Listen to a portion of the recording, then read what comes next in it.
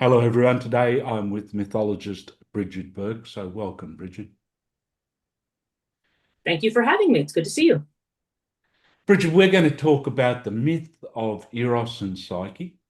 Um, Mhm. and look, I wondered just for a couple of minutes, just before we start on that, and I'll hand over to you. But can you just tell me when you were first moved by a myth and what that myth was? You know, when did it first happen for you? When were you opened up to the world of myth? Ooh, that's an interesting question. I think the first time I ever discovered Greek mythology was when I was a child. Yeah. Because when I was a kid, I read voraciously. And I remember taking a book out of the library called Two Queens of Heaven. And it was a book about both Demeter and Aphrodite. And so it was interesting.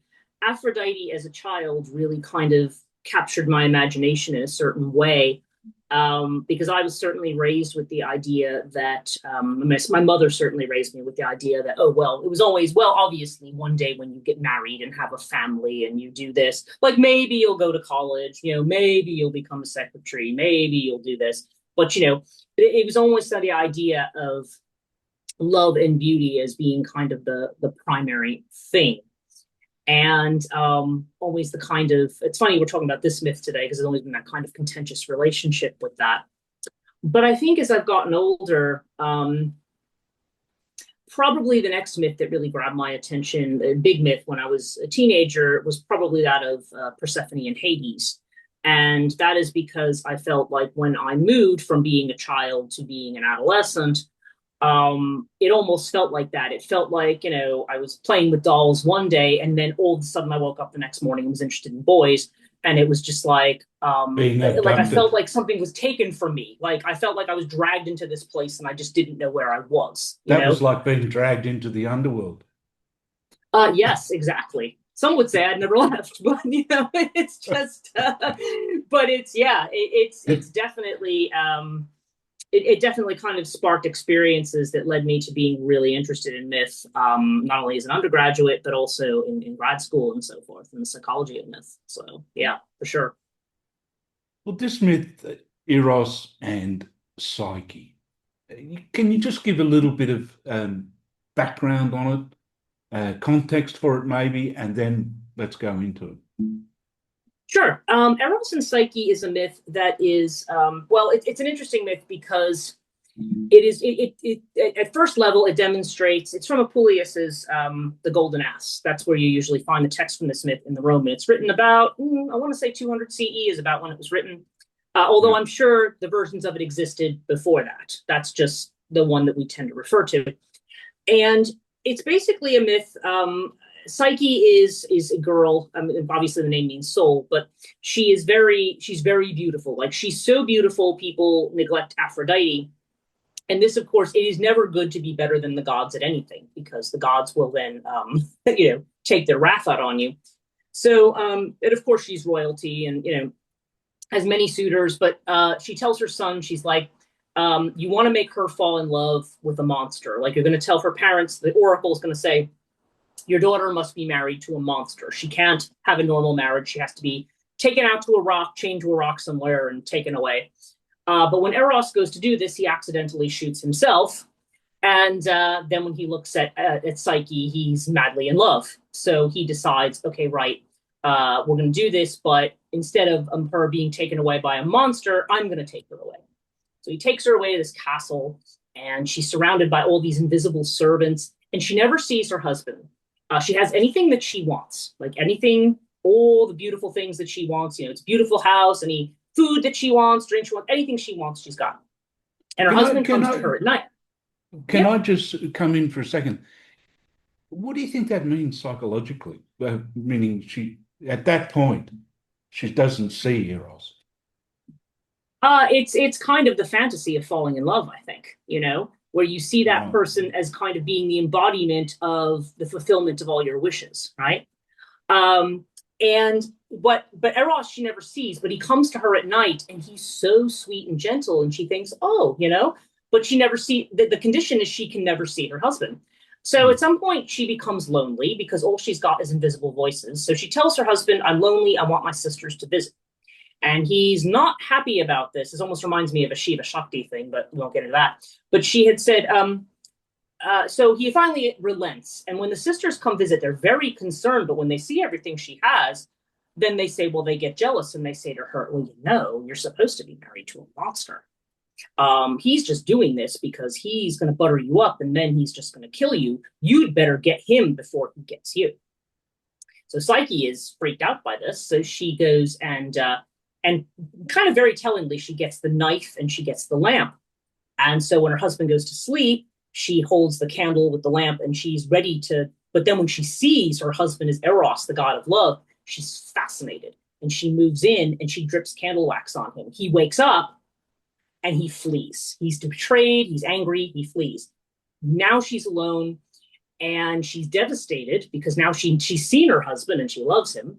So she appeals to Athena, she appeals to Hera, and they're like, we feel really bad for you, but you do have to talk to Aphrodite. And Aphrodite is pissed. She's mad because Eros has betrayed her and he's gone with basically with the woman that she hates. So now Aphrodite puts her through all of these tasks. She puts her through 4 tasks. She sets her to sort a pile of random seeds. And it's funny because Aphrodite in this almost behaves like one of those Real Housewives. She's just kind of like, you can almost picture her, I'm getting ready to go out and you better have this done when I come back. Like she has this kind of way about her that's really funny when you read it. It is meant to be a comedy, so I guess that comes across. But Psyche is got to sort all these seeds and she's just, and every time she's thinking, there's no way I can do this. But then a group of ants come and they say, don't worry, we've got this. And they sort them all into piles. And then Aphrodite comes back. She's furious. So she says, okay, you have another task. There's this ram with a golden fleece. You need to go bring me back the wool from that ram. But it's a very, very fierce ram. And she thinks, well, if I go and approach it and take the wool, I'm going to be gored to death. But then a reed comes over and says, no, don't go during the daytime. Go at night. And then just take the wool that's come off the bushes. You don't have to actually touch the ram. So she does this, fulfills this task. Then Aphrodite sends her to the river Styx. And there's this kind of very dangerous point where she tells her you have to get water from there. Zeus feels bad for her, sends an eagle, takes her vessel, fills it with water, and gives it back to her. So she fulfills this task. Her final task, Aphrodite says, all of this has, it's had an effect on my beauty because I'm so tired. I need beauty cream from Persephone. So you need to go to the underworld and tell her I need beauty cream. And she's thinking nobody returns from the underworld, but a tower speaks to her. And the tower says to her, no, this is what you have to do. Tells her, give her these biscuits soaked in wine to throw to Kerberos, the dog that guards the gate, so that he eats them and falls asleep. Then don't listen to anybody, just go straight on. Don't listen to any voices, and then get to Queen Persephone. And of course she does this, and she gets the beauty cream, and she manages to leave. But then she thinks, well, my beauty's been affected too. Maybe I could just take a little. And as soon as she opens the box, she falls unconscious. And at that point, Eros, who is now healed from his wound, takes him a long time. I'm not sure how long it takes for a god to heal from a candle wax wound, but anyway. But Eros suddenly says, okay, enough. And he's the one who goes and wakes her up this time. And at that point, Zeus says to Aphrodite, you need to get over your hatred of her and you need to bless this marriage. And so then the two of them were finally united. So that's the story in kind of a weird nutshell. There's just so much in there. Firstly, Yeah. it seems a little bit like Persephone when she went to the underworld. Then there's this whole thing of, I mean, I'm just throwing in a couple of things and then we'll just, go Absolutely, down yeah. the course. But this whole thing of the tests and the initiations in myth, it's kind of, sometimes I think there's a different kind of intelligence in myth. It's like the intelligence is how to pass the test. And somehow the surprising thing is the wisdom comes from unusual sources or where you least expect or something, or whispering voices or something that's kind of like some hidden assistance, or whatever. But then it's like, what's it all about psychologically? What's this story all about, Brigid? It's interesting because this is one of the stories that when I teach myth in university level, I will give this will be one of the questions I ask my students. I'm like, okay, tell me about the Eros and Psyche myth, and tell me what you think is what you think about about what Psyche did. And it's amazing, and it's mostly women who say this to me, but they'll always say, "Oh, if her sisters only hadn't come and ruined everything, it would have been perfect." And I'm like, no, that's literally not the point. Um, the sisters always get a bad rap in this one because people always just say, "Oh, well, they're jealous and they're making her," but they're reflecting back at her something that's going on. They actually almost represent the wisdom of things. Now, when I have my students read this myth, I always have them read it in conjunction with an essay called "Marriage is a Psychological Relationship," and this is by Carl Jung. And Jung has one very strong line in there. There is no marriage without consciousness. Okay. There is no marriage without consciousness. So what's happening? Okay. Eros falls in love with Psyche. Psyche is our metaphorical, mythological symbol of the soul, right? So he takes her away to this palace where she's living this kind of fantasy life, but it's all phantoms around her. It's not like nobody's real. Eros can see her, but she can't see him. And Erich Neumann has an essay called Eros and Psyche, where he talks about this. And he said at that point, Eros is a monster because he's refusing to allow his wife to become conscious of him. He's allowed to be conscious of her. She is not allowed to be conscious of him. So therefore, she's just a projection point for his own fantasy, right? She's not a real, he's not a real person to her. He's still just this animus kind of ideal, he's this It's like she's kind of been taken by Eros at that stage, but she doesn't know Eros or doesn't know what Eros really is. Right. And one of the things they say about anima and animus projection is that when you fall in love with somebody, what you're falling in love with is the soul archetype projected onto the person. So that's why the person, no matter what they are, seems, ideal. Yeah. And it's only when you suddenly get to know the real person, if the soul projection's withdrawn, do you still love the person after the projection's been withdrawn? Because Jung had often said, the anima injects her poison, and he says, and you have this kind of game that's played. He says, this is almost like the precondition that you have to finding out whether you have real love. And I think that's kind of what this is about. So when she goes in with the knife, I think Neumann had, not sorry, it was Neumann. He kind of connects it to the idea of like Jonah and the whale, like cutting your way out of the belly of the beast. So you're lighting the way. You're bringing the light of consciousness into the underworld. And it's a very dark, feminine kind of a thing in a way.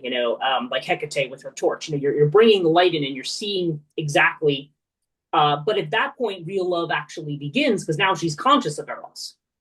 She's conscious of him and says, "Oh yes, I see him now, and I love him," but he runs away. So now she has to go through this whole initiation around love. And it's interesting because I've often thought that the tasks represent this kind of very complex interplay of masculine and feminine forces. Like sorting seeds has a lot to do with discernment, right? Like trying to sort between, but she needs the help of the ants. Yeah. The wheat from the chaff, but you need some assistance in that task. Exactly. And that's almost the ants as representing the collective. I always feel that the collective in myth has to do with the feminine. Okay. Like whereas the individual is masculine, the collective tends to be feminine. So you have this force that comes in collectively and helps. Then when she gets to the golden fleece, you've got this really angry ram. That's almost that strong Mars energy, like that Aries energy, that comes in. And he is so, but she can't. The way you approach that is you don't approach it directly.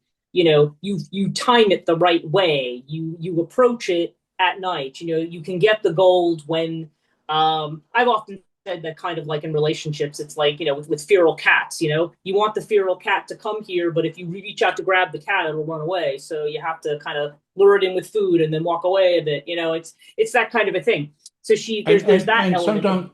sometimes it's not like confronting head on. It's like in the Odyssey. You know, Odysseus pretends to be like a sheep when he meets the one-eyed monster or whatever. So, so it's like hiding behind the idea of being a sheep. Right. Well, that's a good point. Yeah, because it's also about the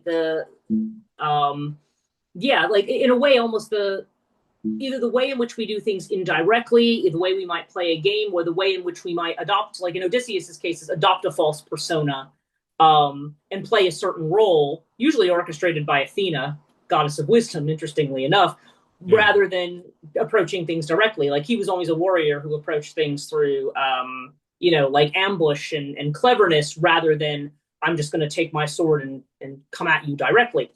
And so that's another way with love too. Like with love, you can't, if you're interested in somebody, you can't just like walk up to them and go, "Hi, I'm in love with you." Like, it doesn't.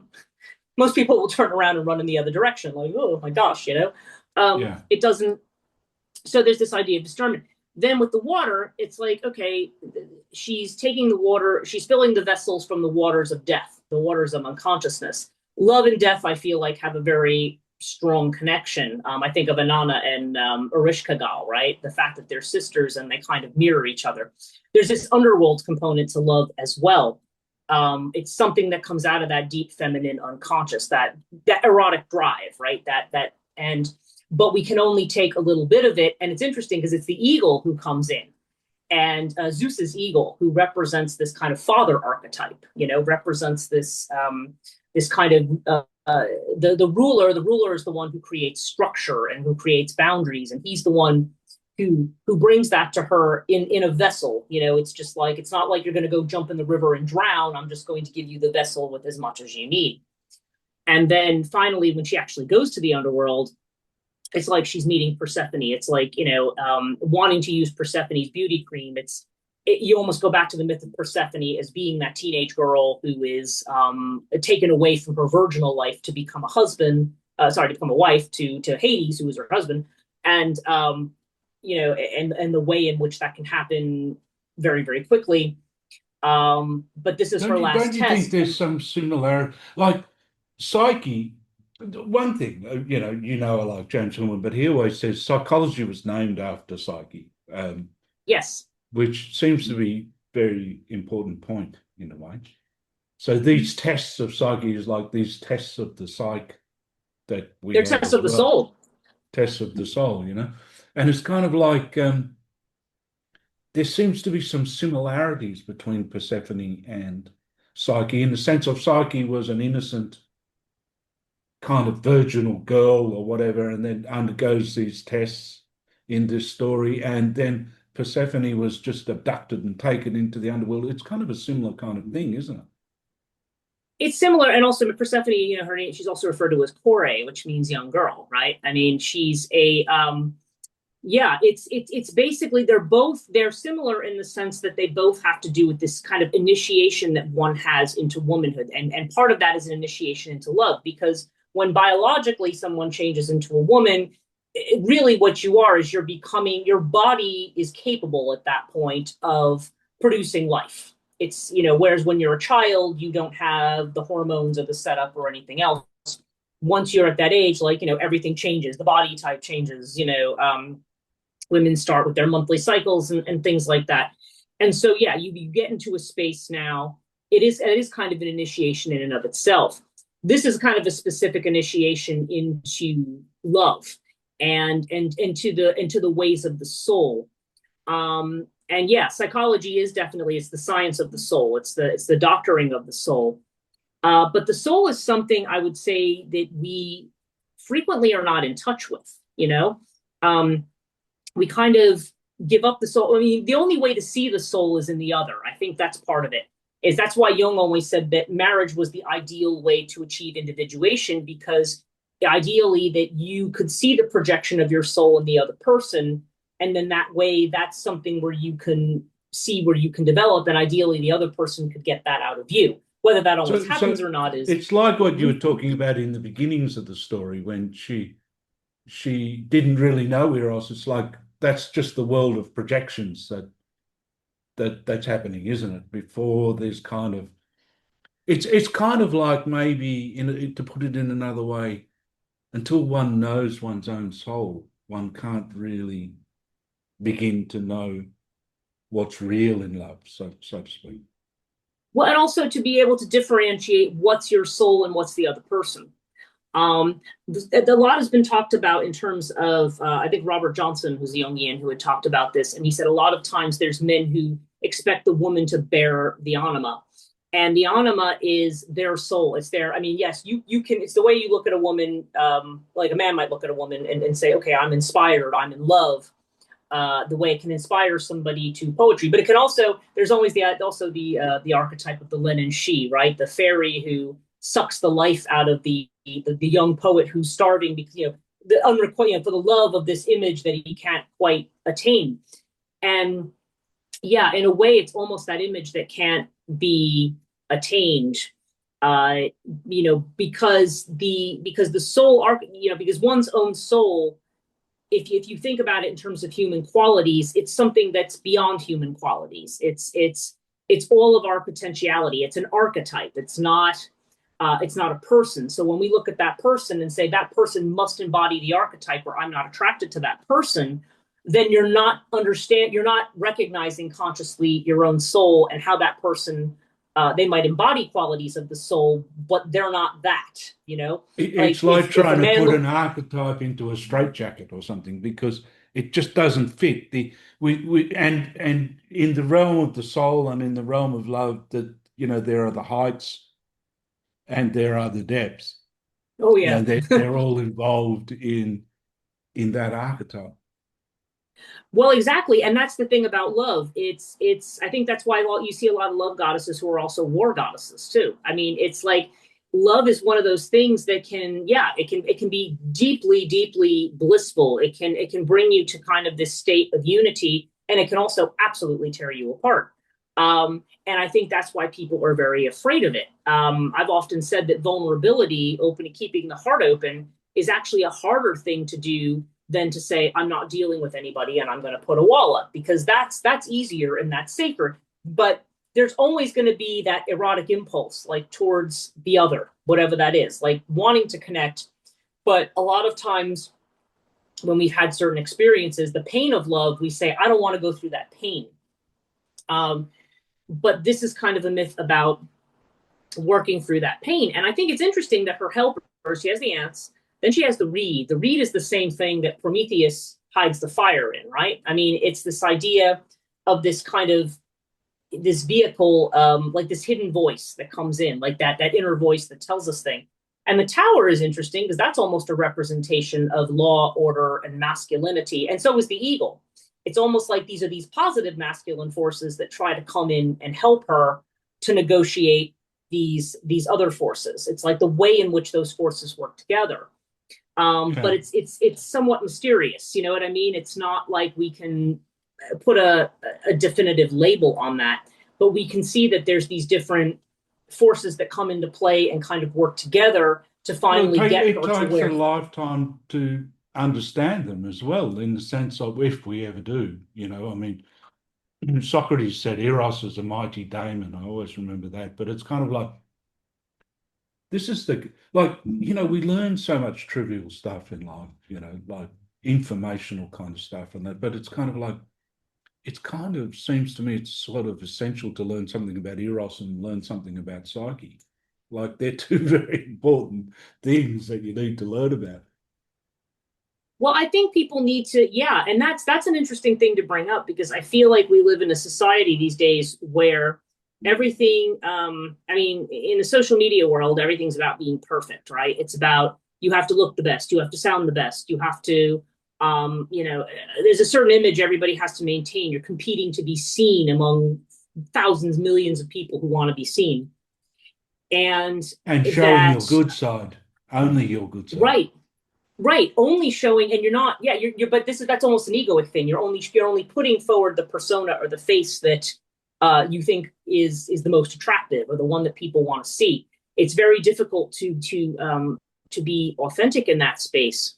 But when it comes down to actual love, and I don't know, you watch some of these interactions, it's like it doesn't feel like the soul's involved at all. It's just kind of like, well, how many boxes do you check, of something, or people who now have, like, I hear about people having AI girlfriends and boyfriends, like, it's not, it's almost like I want I want the pleasure of the interaction without any of the soul work of the interaction, But Yeah, the soul right. work is what actually makes you a human being. It's what actually makes you live that real human experience. Like you work towards that love. You work towards that, and I think that drive is always there towards it. Eros fundamentally is a primordial drive as well as a daemon. Maybe kind of similar to libido, but I think it's a little bit deeper than that. It's like, but we also, I mean, I remember But Hillman talking about how we reject the soul. But anyway, well, Carl Jung said, people will do anything, not to. What were the exact words? I can't remember, but not to kind of see their own soul. People, and people think it's generally within society. I think it's seen as morbid. The kind of that work of the soul is seen as a morbid thing. So what requires going into the underworld? You know what I mean? yeah, And yeah, and that can be considered like a death impulse, but it doesn't have to be about that. It's just about being able to embrace change and loss and uh but also, yeah, but that's the underworld is where you she have that, found but the the underworld's ointment. also She found the ointment right. in the underworld, and the ointment is. I think Hillman said once. It's kind of like the beauty that is born through death, Thanatos as well. It's the that kind of greatest beauty which is born in that underworld. I personally would argue that Thanatos and Eros are possibly the same being, but Yeah, I think, yeah, well, that's a whole separate discussion. But I do think that, like, yeah, I think that you don't have the birth of something without death. Like, you don't, like, the two are kind of intertwined, and we tend to separate them. I mean, that's the way our mythologies have gone in the West.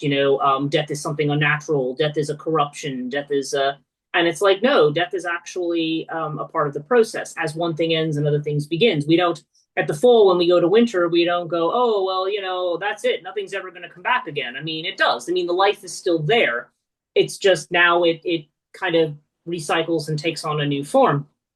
And I and think out of everything, maybe these jealous sisters had an intuition in terms of death and love being linked together, and they were just trying to warn her about the reality of this whole thing. So they're not as bad. Because I've always seen those jealous sisters in the stories, like when you were a teenager and you met a girl, and then one of that girl's friends would say, oh, he did something shocking to put them off or something like they did you in. Like they'd say, you robbed a bank or something like that. yeah, right. He's not what you think he is. Well, oftentimes I often look at Psyche sisters as being the experienced older women. There's this kind of a thing in feminine mythology where you have, if you want to think about the virgin maiden girl, like the innocent girl, Mm. and it's like her sisters are married and they're like they're the older women with the experience Yeah, who have been through this process and can say to her, and I mean, it's said that it's done out of jealousy, but they also might be saying to her, this is too good to be true. Like, yeah. The and that's fantasy of true, it. right? Because in a real relationship, I mean, yeah, I mean, it can start out that way and it feels great, but then you get to a point where it's just like, okay, if you're going to actually settle down into something like a long-term commitment, or like a partnership like that, then you also have to be aware of who the person is. You have to be aware of the day-to-day realities. I hear about these people who will say, like, oh, well, I got married and she gained 15 pounds and now I hate her and I want to find somebody else. I'm like, no, you're just continually projecting your anima all these different places because you're still not aware of your spouse. You're not conscious of her as a real person, and you're not accepting her as a real Yeah. person. She's just got to bear this expectation. And if she doesn't bear it anymore, you don't just throw her away. I mean, that's kind of the thing that, I'm not saying it always happens, but it's Yeah. something that people are not always conscious of, you And the know? sisters are getting a bad rap, maybe. I think so. And that's what I'd said. I said, yeah, the sisters, if Psyche stayed in that state, that's like, I don't know. I mean, I don't know how you develop into a relationship that way. I mean, I think it's nice if you can have a relationship that has both, where you can have that, that happy romantic thing and also have all of the realism. But typically speaking, you know, things happen in life where you start to see where the Well, I people don't have know a where shadow. People have a shadow, don't they? And it's kind of like if yeah you think about the honeymoon phase, they talk, this is how naive we are about Eros in the sense of the the extent of the knowledge is the honeymoon phase or whatever. But then it's like after 3 months, 6 months or whatever, when you see someone's shadow, that could be the end. It's yep kind of like it's kind of like that is a new piece of information, a certain aspect of the shadow or whatever. right and some people see that depending on what it is they may see it as a red flag like oh well see that person isn't perfect now so now I have to leave and it's like well Yeah, you have to say well and it kind of gets back to the whole I think this is an Oliver Cromwell thing, so this is not great, but the whole yeah. warts and all thing, right? I mean, do you love the person for who they are just because you enjoy? There has to be a friendship component, like as well as the erotic component, in order for it to be a lasting relationship. Now, some people just move from relationship to relationship, and that's all that they want. But Yeah. I think if there's a drive to build something lasting, yeah, you have to kind of go through those trials, and you have to be willing to be open to say, okay, I was hurt, but I'm trusting that I can find love again. You know? And not only that, in terms of our own soul, in terms of the psyche and the eros within our own soul, it's I think Jung said something along the lines to accept ourselves, to love ourselves as we are, is kind of in a sense like the ultimate of work as well.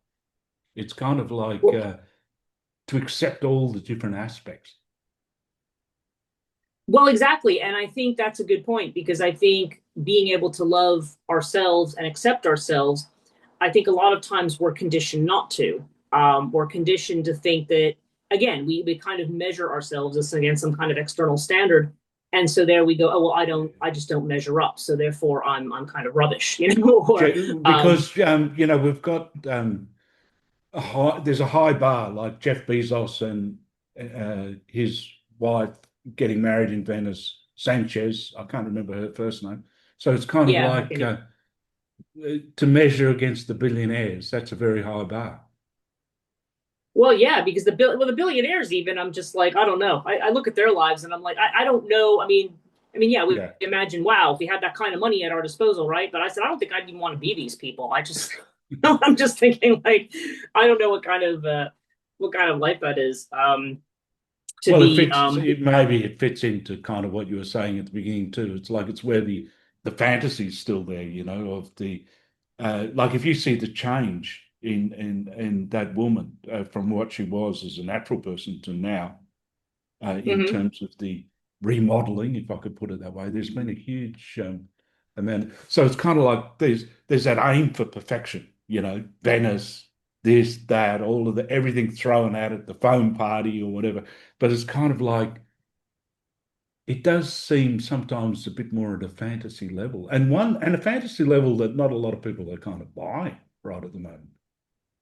Well, it does remind me of the typical bridal thing. Like there's the whole motif of the bridezilla, right? The one who they start planning a wedding and saying, "Oh, I just want a small wedding," and then it's like, "No, I want a big church, and now it has to be in a castle, and it has to have 200 people, and everybody has to do this, and my dress has to be $6,000," and it's like, it kind of snowballs with some women where they just feel and I've seen people like lose friendships and things over that. But it becomes all about the wedding because that's the big fairy tale, right? It's like, oh, this is Prince Charming and Cinderella, and they're going to come together. And but I'm like, but there's a marriage after that. I Mm. mean, you have the big party, and there's a marriage after that, and um, you know, I think there was a Jeff McNally cartoon where they had all these copies of Modern Bride that cost all this money, and then they put Modern Divorce, and it's like just the checkbook, right? It was just like, um, is this all about, I don't know. It's almost like if you, I don't know. I guess you can't make any generalizations about it, but I know No, but yeah. sometimes, yeah, if people have smaller weddings, sometimes it's like they're more focused on the relationship and the realities of the relationship rather than the fantasy aspect, which will never be fulfilled. So, getting to know the Eros, which is like a lifetime's work, maybe. And what what what else can you tell us about the initiation of Psyche in this? I mean, else would you draw from that story? I remember Hillman said once too, I just want to throw this in, it's always struck me as a good point, that Eros needs Psyche because Eros, the fast moving, Eros, the awakening aspect of Eros, needs reflection of Psyche. And Psyche needs Eros, needs that kind of the awakening through love or whatever. So it's kind of like they need each other. Like Eros without any Psyche is a dangerous kind of volatile substance in a way. Well, right, because Eros completely, without the love of the soul, or without that inspiration. I mean, Psyche, I think, is part of is part of the creativity of Eros, really. I mean, if they're going to come together in a union, if you want to look at Psyche as the actual soul, the soul is the muse, that is the one that inspires. And even though it's supposed to be, it's always in Greek mythology that it's the accident of the arrow, right? But I don't think so. I mean, Eros, unchecked, he's more like a child. He's more like a boy, right? Yeah. Psyche is the one who can bring him who is an anima figure, is the one that brings you from your relationship with mommy, who's Aphrodite in this case, to an adult kind of Eros, you know? And that's the difference And between Psyche and Aphrodite, isn't it? It's like Psyche's showing that initiated path, whereas Aphrodite is just like the archetype of an aspect of that archetype. yeah, and Aphrodite is quite a dangerous aspect too, because she is. I mean, a lot of people just think of her as this god, this goddess of love, and she's fickle, and she's all about beauty and all these different things. But when she's crossed, I mean, she causes people to commit incest. She causes kings to lose their wives and and therefore their kingdoms. She's not nice when she's crossed, and she is. Yeah, I mean, you're right. She is an archetype. She is a goddess. Psyche is in theory she's human. She's a She's human immortal. soul rather than a deity. Yeah. And so it's the process. It's like that the soul goes through to understand love, which is a very hard thing to understand. It's mysterious. It's fleeting, and it's not like something. If you think of it like a butterfly, it's like the minute you put it under glass, it's like you killed it, right? It's like there's a way that you have to maintain it, to keep it alive, and it's not, and it can involve a lot of sorrow, and it's probably one of the hardest things we do as human beings. But I remember somebody I was talking to at one point, might have been somebody I might have been doing intuitive body work or something with, but she had said to me, she says, the one thing that everybody, if you want to look at all of human suffering, it all goes down to the idea of being alone. It goes down to whether or not we're being rejected socially, or whether or not we feel unsupported, or whether or not, like, you could probably tie a lot of things back to this idea that we are sorrowful because we are alone. And that Eros drive is the thing that makes us want to move towards somebody. But Connect. because it's a difficult and painful process, a lot of times we avoid it, and we would rather just be kind of stuck in that sorrow. But I think this is an important myth, because I think this is something I've talked a lot recently about. I talk a lot about the dark feminine on my podcast and so forth, right? But I'm more now about, like, my school is more like how do we integrate masculine and feminine? And that's a conversation a lot of people are not ready to have. There's a lot of conversations around betrayal. There's a lot of conversations around hurt. But I'm like, but what does it take to get through that? It doesn't mean like, oh, I just have to accept someone's crappy behavior. It's like, no, it's like, if you really want to work at loving somebody, like, what are the elements that are required here? I mean, what kind of support do you need? Where can we see the positive aspects of the masculine? Where does the feminine come together to help you? And when you go through your own underworld journey, what do you learn about yourself in the process? I mean, Persephone could be a kind of mirror here in a way. Like, she could be, I mean, she's a goddess in her own right, but she could almost be an underworld Psyche in some ways. I mean, she represents this um, this young girl who's in the underworld, whereas Psyche is the young girl who doesn't belong in the underworld, but kind of goes to visit there. And when you visit the underworld, it's like I don't know, it's like a part of you dies. You leave a piece of yourself behind. So it's like the girlhood dies, and now it's like you're coming out, this mature woman. And it was pointed out somewhere that she wakes up Eros in the dark with her lamp. And now when she's come out of the darkness, it's Eros who wakes her up this time. You know what I mean? It's like there's a connection between those two things. So, you know, she wakes him up out of the darkness, but well, out of the she goes from darkness to light, and she goes and it's very similar, but this time he's the one that does it rather than her. So yeah, it's fairly complex, and I don't think it necessarily is a kind of a formula. You know, people can't look to it to say, well, these are the steps, but it's showing you kind of the complexity of soul making. Soul making doesn't happen easily, Soul and love is making part of that. is a work, as someone would say, and it's kind of like perhaps it just also helps a little, whilst the mystery remains and the unknowableness of some things, to know that there is impossible love, or to know that there is the the deepening into the underworld of more knowing about these kinds of things. That kind of helps as well. It's kind of like, well, that's part of the whole gig, because it's not that we shouldn't expect it. Getting back to how you were talking about perfection or whatever, it's not that we shouldn't Mm-hmm. expect those aspects to be involved in Psyche or in Eros. Yeah, well, it's just I think it's to be perfect is to be finished. I mean, that's perficery is a Latin word for finish. Yeah. And I don't know that as long as we're alive that we're ever finished. I mean, we're constantly making and remaking ourselves. And I think love is an important part of that process. I mean, there's the love that we have for each other. I think the the other aspect of that is I often compare this myth to Baucis and Philemon in Ovid, where you have this little with this poor couple. It's Jupiter and Mercury instead of Zeus and Hermes, but it's they go through this village trying to find hospitality, and they have the door slammed in their face, but it's this little poor old couple who lets them in and gives them their humble meal, and then they realize they have gods, and so they run around trying to sacrifice their goose, and they're doing all this stuff. And then Mm. they tell them, no, no, you don't have to do that. But then when they say, well, you're the only ones who extended this hospitality, and it's because their love for each other extends to be the love for humanity. Like they want to help the people around them. They want to share with the people around them. Love isn't a selfish thing. I mean, it's something that makes you in that state of wanting to share.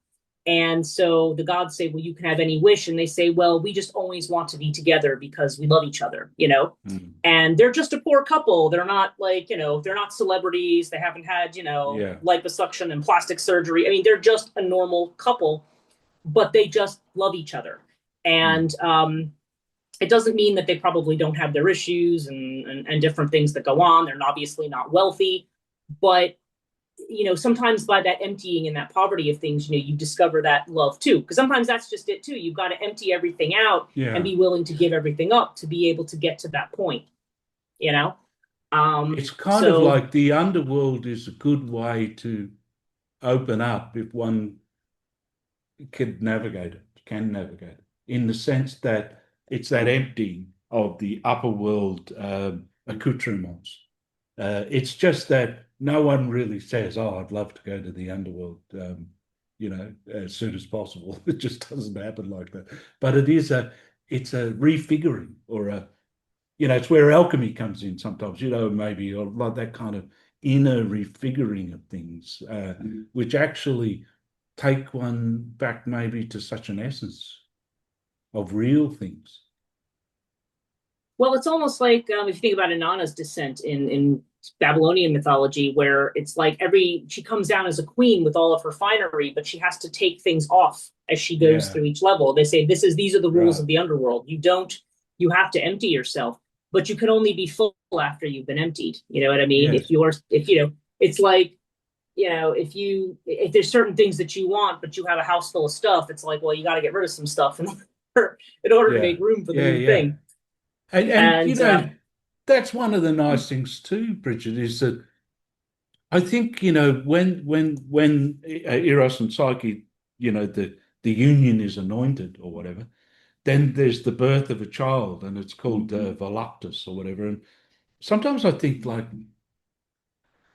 what does that mean? That the world becomes a little more voluptuous, or well, voluptuous is kind of like the implication there is that of pleasure. You know what I mean? There's an mm, implication of this child as being a manifestation of pleasure.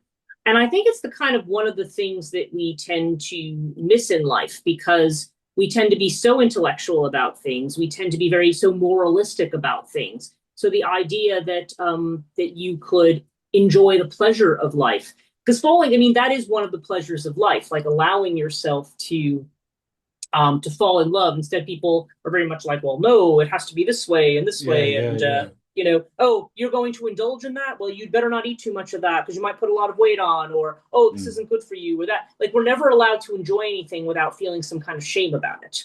yeah. And voluptua is that idea, I think, that the world is, world's here to be enjoyed. I mean, it doesn't mean we have to be hedonistic, but it's like, but the world is It here can to be be a bit enjoyed. more Epicurean, and it can be the simple joy and pleasures of life, the anand, or the the joy of living. But somehow, maybe there's this kind of idea that through the relationship of Eros and Psyche, that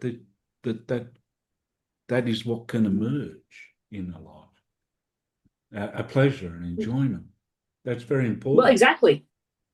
And yeah, Because as and you yeah, say, what moralism and not only that, the kind of logos, the kind of analytical uh, thing, and then the moralistic view and the perfectionistic view, like they're very strong things to kind of what's the word? Uh, in a way, I would say the initiation moves away from those things. You know, it moves away from those stances towards life. well, when you're really talking about life at its fundamental level, when you're talking about these kind of archaic forces, when you're talking about archetypal forces, you're not talking about something like the rules and morals that we have around those things are things of the ego. I mean, and they're also things that we use to structure society. And to be fair, Yeah, I mean, some of those are there for yeah, a reason. It's not like, yeah, yeah. they're all just, oh, we just want you to hate your life. Um, Mm. but but it ends up turning into that. We all of our natural impulses, while yeah, they kind of need to maybe be corralled and structured in a certain way. At the same time, oftentimes, I've often said that when people enter that age, like the age that we see Psyche is at when she's about to get married, or the age Persephone is at, if you want to look at it from a more of a human standpoint, in the state of the soul when one moves from childhood to adulthood towards this kind of thing and experiences love for the first time, there's no roadmap for that. There's just a lot of morals that says, well, whatever it is, you shouldn't do it, right? Yeah. If you're if you have an impulse to have sex with each other, just don't do it. Just don't do it because it's bad. And look at all these terrible things that are going to happen. And I understand why they say that to kids with this tsunami of Yeah. of feeling, but by the same token, you also don't teach them what a good love relationship looks like. Well, the thing is, I think Jung said somewhere it's like, morals like the handrail. And okay, children need handrails, even sometimes adults need, but it becomes maybe a bit addictive in the sense of sometimes it seems to me with myth, you're talking more about conscience, your own sovereignty, your own inner conscience, your own inner helpers, your own decisions. So it's kind of Right. like um, it's not just in that realm of the handrails. We don't just want the handrails, and that the moralism becomes the inner critic. The voice of the other. You shouldn't do this. You shouldn't. You shouldn't think that you can be a creative person who can write a book. That you shouldn't think like that, or you shouldn't think that, or you shouldn't think that in relationships that you can just build something different. So it's kind of like they become a hindrance more than a help. They become the critic. Well, that's the trap of rationality, I think, because Certainly, if you're talking about Plato and Socrates, and you're talking about a lot of the philosophers that come out of that period, humanism is certainly born out of the idea that our intellect is what makes us closer to the gods. You know what I mean? It's like a god like the Orphic cosmogony said that Dionysus is supposed to be the successor of Zeus, right? And what they do is the Titans kill him because they're jealous and they cook him and they eat him. They save his heart and resurrect him, but then all the Titans are reduced to ashes and they become mortals. But because they've ingested a piece of Dionysus, they also have this divine nature. So this is kind of the Orphic myth. And I know Plato certainly subscribed to that to some degree. And that cosmogony just says, but you also see this in some of the later plays, like I think it was Euripides' play on Heracles. You see this idea that I am the one who's responsible. The gods don't make me. It's not daemons making me do this. It is my intellect, okay. my responsibility, and you start to see this kind of idea come in. And this is kind of this shift over to ethical thinking and religion too, because before it's not like, I mean, if you look at the Greek gods, they have a really weird kind of ethics. I mean, they believe in certain boundaries and they believe in observing hospitality, but that's kind of about it. And everything else is kind of up for grabs. And so it's, yeah, when you start to bring that into the picture, this is when we start rationalizing. That's when they start saying, well, Zeus should be a better example as a husband, not cheating on his wife. Like, this was not an idea that you would have had before. And it's when we start applying our own rationality to things, and when we start saying that the mind, like, that's our standard for truth, right? Our standard for truth is, what can I observe? What scientific method? We experiment, we observe, we test, and we see what the outcome's going to be. And that if we can repeat these observations, that somehow this brings us to some kind of a truth or a law or something like that. Or if I'm going to express something as a truth, I need to produce evidence, right? That's the kind of the logos-driven thing. But the problem with it is that it can also trap you. It can also trap you in a mind loop where you're so trapped in cause and effect that you think you know the outcome already. You think you know this. So your constant anxiety about, you're so conscious of what's going on, you're in constant anxiety about the future or about the past. Because you're aware of time, which animals may not be in the same way. So you tend to view time as your enemy, death as your enemy. Anything that might, I'm going to plan and prepare so that this doesn't happen to me. And we spend more time trapping ourselves because, we're not allowing ourselves to flow into the feminine, into the intuitive, into the love. We don't allow ourselves to just embrace life. We have to analyze it and make decisions about it all the time. Yeah, absolutely. And the mystery, to allow for these mysteries, like, do we ever know what Eros really is? Yeah, we probably don't. Do we know what any of the daemons are, really? Any of them, Psyche or Eros. It's kind of like to know, to be initiated more into, perhaps, but do we ever know that much about it? Well, if we know it without, I don't know if we can know it from an analytical standpoint. I think sometimes there's just things we know, like the soul knows it, right? Like, it, you feel it, you perceive it, but you can't express it in words. Like, what was it that Campbell used to say? Well, he wasn't the first one who said it, but the idea that the best things can't be told, right? We put things into words, but as soon as we do that, it's like if you have an epiphanal or a mystical experience, as soon as you try to say, oh, this is what it is, it's not that anymore, Yeah. That's true. Many of the great religions have also said that. Maybe that's a good place to finish, Brigid. It's been a lovely conversation. Yeah. And I've enjoyed this. Yeah, I love talking about this. So I'm glad you invited me to talk about it. And thank you very much. Thank you.